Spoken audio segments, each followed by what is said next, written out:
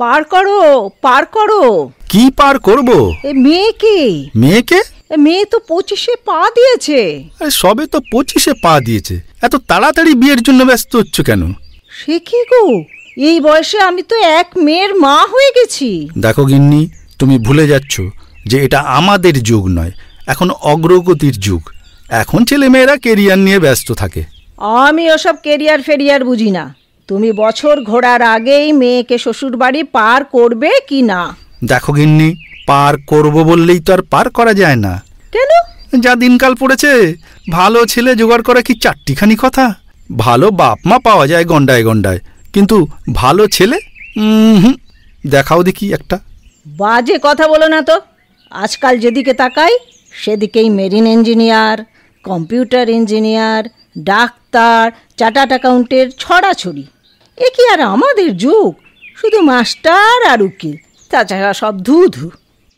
সেদিন আর নেই গো গিন্নি। মাস্টারদের এখন মাইনে জানো? মাস গেলে কম করে 40,000। তার উপরে আছে coaching class, flat, Maruti, AC. মাস্টারদের এখন হাতের ময়লা। না না না না, ওসব মাস্টার ফাস্টার চলবে না। নজরটাকে একটু উঁচু করতে শেখো তো। ডাক্তার, ইঞ্জিনিয়ার নয়তো এনআরআই জামাই, এর কমে চলবে না, এই বলে দিলাম। তুমি তো বলেই খালাস। জানো, তোমার ফরমাস মতো জামাই আনতে গেলে ট্যাক্স শক্ত থাকা চাই। রিটায়ার করে যে টাকা পয়সা পেয়েছিলাম তা তো প্রায় সবই এই বাড়ির পেছনে গেছে। কেন? ওর নামে যে ফিক্সড ডিপোজিট আছে সেটা তো সামনের বছরেই পাওয়া যাবে। তাতে 2 লাখ পাওয়া যাবে। ওই টাকায় ডাক্তার ইঞ্জিনিয়ার কেনা যায় না। তাছাড়া মেয়ের সঙ্গে একটু কথাবার্তা, মানে চারপাশে যা দেখছি, মেয়ে আবার কোথাও কিছু। সেটা অবশ্য ঠিক বলেছ। ওই পাশের বাড়ির মিলি কি কাণ্ডটাই না করলো।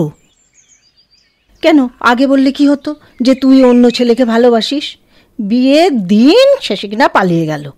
বাবা মার মুখে একেবারে চুনকালি। বরপক্ষ তো যা নয় তাই বলে অপমান করলো, আর সেই অপমান সহ্য করতে না পেরে বাবা তো এখন শয্যাশায়ী। এই মা তো কারো সাথে কথা বলে না। সেটাই তো স্বাভাবিক। আমরা মান সম্মানের সঙ্গে বেঁচে থাকতে চাই। তাই তো তোমাকে বলেছি সুমিকে ডেকে জিজ্ঞেস করে নাও। আমি কিন্তু মেয়েকে সাপ বলে দিয়েছি, যাই করো না কেন ডাক্তার ইঞ্জিনিয়ারের নিচে নেমে বাপ মায়ের মুখে চুনকালি দিও না। বর্ষা দাও তো একটা কথা বলবো। বলো। বিয়েটা কার, তোমার না তোমার মেয়ের? আরে তোমার মুখে না কিছুই আটকায় না। ড্যাড, মা বলছিল আমার বিয়ের ব্যাপারে তুমি কি সব ডিসকাস করতে চাও? Well, I can give you 10 minutes. Take it easy Bapi, take it easy. একবার শুরু করো, দেখবে আর ভয় করছে না। দেখ মা, বড় হয়েছিস, লেখাপড়া শিখেছিস, চাকরি করছিস, এবার তোর একটা গতি। What do you mean by গতি? গতি মানে বিয়ে থা। অবশ্য তোর মতামত ছাড়া কিছুই হবে না। এখন তোর পছন্দটা যদি খলসে করে, মানে তোর মা বলছিল হয় ডাক্তার নয় ইঞ্জিনিয়ার, তা তুইও কি তাই? ডাক্তার নয় ইঞ্জিনিয়ার? রাবেশ, যত সব মিডল ক্লাস মেন্টালিটি। আমরা তো মিডল ক্লাসই। কবে আবার? তুমি থামো তো, মামনি ঠিকই বলেছে। কে ঠিক বলেছে? আরে বাবা, ডাক্তার ইঞ্জিনিয়ার গাড়ি বাড়ি কি দুনিয়ার সব? আসল হচ্ছে মানুষ। ওই যে কথায় বলে না, সবার উপরে মানুষ, সত্য তাহার উপরে নাই। জীবনের সার সত্যটাই তো এটা। এই শিক্ষাই তো বরাবর দিতে চেয়েছি মেয়েকে। দেখো, তোমার ওই লেকচার শোনার সময় আমার নেই। এই মেয়েকে জিজ্ঞাসা করো তার পছন্দ কি। দেখো, বেশি ফ্যাঁচ করো না, বেশি ফ্যাঁচ করো না তো। যাও রান্নাঘরে যাও। কি? আমি রান্নাঘরে যাব? আমিও মেয়ের মা, আমার সম্পূর্ণ অধিকার আছে মেয়ের বিয়ের ব্যাপারে কথা বলার। এই আমি বসলাম, দেখি কে আমায় ওঠায়। তুমি চিৎকার করছো কেন? বাবা, তোমরা চেঁচামেচি করো, আমি উঠলাম। মামনি তোমার মতামতটা জানিয়ে যাও, তা নইলে। দেখো বাবা, ডাক্তার ইঞ্জিনিয়ার নয়, আমি বিয়ে করব সমাজসেবীকে, আই মিন সোশ্যাল ওয়ার্কার। সাধু সাধু, এই না হলে আমার মেয়ে। ধন নয়, মান নয়, শুধু মানবের সেবাই হবে যার ব্রত, এমন একজনই হবে তার জীবনের জীবন সাথী। কি বলছো তুমি? আমাদের জামাই হবে ভিখারি? তুমি চুপ করো তো। কিন্তু মা, তোমার উদ্দেশ্য মহৎ হলেও জানবে একজন সমাজসেবীর জীবন কিন্তু সুখসজ্জা নয়। হাজার দুঃখ দারিদ্র্যের কষাঘাতে জর্জরিত। ঝোঁকের মাথায় এরকম একটা কঠিন জীবন বরণ করে পরে সামলাতে পারবে তো? সমাজসেবী দরিদ্র, কি যা তা বকছো বাবা? তার মানে? আচ্ছা বাবা, ছোটা রাজু কি গরিব? ছোটা রাজু? সেটা আবার কে? কে আবার? ওই যে বাটলিওয়ালা কিডন্যাপিং কেসটার পান্ডা। সে তো একটা জঘন্য ক্রিমিনাল। 1000টা মার্ডার, কিডন্যাপিং, চুরি, ডাকাতির পান্ডা। একটা মাফিয়া ডনের কথা এখানে আসছে কেন? ওহ বাবা, তুমি না কিছু জানো না। কাগজে পড়নি কত বড় বড় নেতারা প্রকাশ্যে বলেছে ছোটা রাজু একজন সমাজসেবী জনদরদি মানুষ। ওরে ওরে, কি হবে রে? ডাক্তার নয়, ইঞ্জিনিয়ার নয়, শেষ পর্যন্ত একটা চোর ঝাঁঝরকে বিয়ে করবে। তুমি চুপ করো তো, চুপ করো। এমনিতেই মাথা খারাপ হয়ে যাচ্ছে আমার। ছোটা রাজুর মাস গেলে কত রোজগার জানো? আমার জেনে কাজ নেই। কম করে 10 লাখ। পারবে পারবে তোমার কোনো ডাক্তার ইঞ্জিনিয়ার জামাই এমন রোজগার করতে? তার উপর চিফ মিনিস্টার থেকে প্রাইম মিনিস্টার এক ডাকে চেনে, পুলিশ পর্যন্ত সেলাম করে। ওই টাকার বকরা পায় তাই সেলাম করে। বম্বের নামকরা হিরো হিরোইনরাও ডনের ছেলের মুখে ভাতে ফাই ফরমাস খাটে। ফ্যামিলিতে এরকম একটা কালেকশন থাকলে দেখবে সোসাইটিতে তোমার কিরকম পজিশন হয়। হ্যাঁ, তারপরে যখন কোমরে দড়ি দিয়ে নিয়ে যাবে তখন তো পজিশন ডিসপোজিশন হয়ে যাবে। বাবা, কথার মাঝখানে কথা বলবে না তো। আরও শোনো, এবেলা ওবেলা মিনিস্টাররা ফোন করে খোঁজ খবর নেবে। বাজারে 300 টাকার চিতলের পেটি, 500 টাকার টাইগার প্রন আপসে বাড়িতে পৌঁছে যাবে। ডাক্তার পর্যন্ত ভিজিট নেবে না। সে কি রে? হ্যাঁ, প্রমোটার পায়ে পরে ফ্ল্যাট গছাবে। আর আমি আজ লন্ডন তো কাল নিউ ইয়র্ক, আজ দুবাইতে শপিং তো কাল মরিশাসে ডিপ সি ডাইভিং, অথবা পরশুতে ইজিপ্টে নাইট লাইফ। একেই বলে বাঁচার মতো বাঁচা, বুঝলে বাবা? এইসব তুই কি বলছিস রে? ঠিকই বলছি বাবা, তুমিও তো ইঞ্জিনিয়ার ছেলে, কি হাতি ঘোড়া করেছো? কেন, তোকে MA পাস করিয়েছি, চাকরির ব্যবস্থা করে দিয়েছি। হ্যাঁ, তা অবশ্য করেছো, কিন্তু নিজে সারা জীবন চারাপোনার ঝোল আর কুমড়ো ছেঁচকি দিয়ে ভাত খেয়ে 10 নম্বর বাসে টিকটিকির মতো ঝুলতে ঝুলতে হাওড়ায় অফিস করেছো। সেটা অবশ্য ঠিক। তারপর 4 বছরে একবার হয় দার্জিলিং কিংবা পুরী। সব কেটে কুটে প্রভিডেন্ট ফান্ডের 3 লাখ আর রিটায়ারমেন্টের মুখে বেহালায় একটা পায়রার খোপ। সেটা তো তোমার নামে ফিক্সড ডিপোজিটে রাখার জন্যই হয়েছে। শোনো বাবা, একে না বাঁচা বলে না, হ্যাঁ, একে বলে মরে বেঁচে থাকা। এরকম ছুঁচোর মতো বাঁচতে চাই না আমি।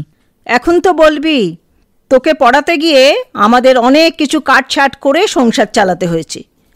এখন বড় হয়েছিস, চাকরি করছিস, এখন তো বড় বড় কথা বলবি।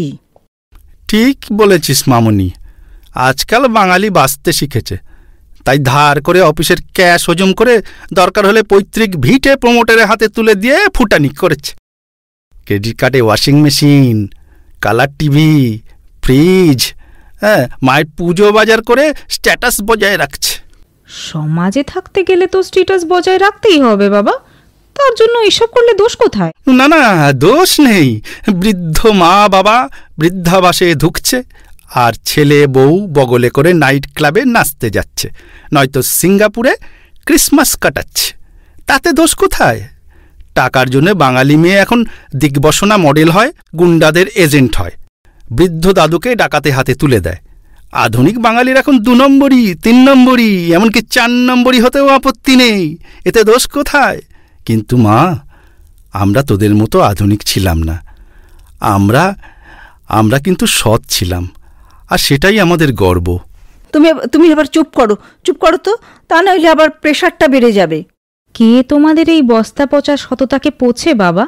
আসলে অসৎ হতে গেলে বুকের পাটা চাই, তাই তোমরা সৎ। ঠিক বলেছিস, আমাদের সেরকম বুকের পাটা ছিল না। কে দাম দেবে এই সততার? তুমি সৎ বলে কি ডাক্তার বিনা পয়সায় অপারেশন করবে, নাকি প্রমোটার ব্ল্যাক ছাড়া ফ্ল্যাট দেবে?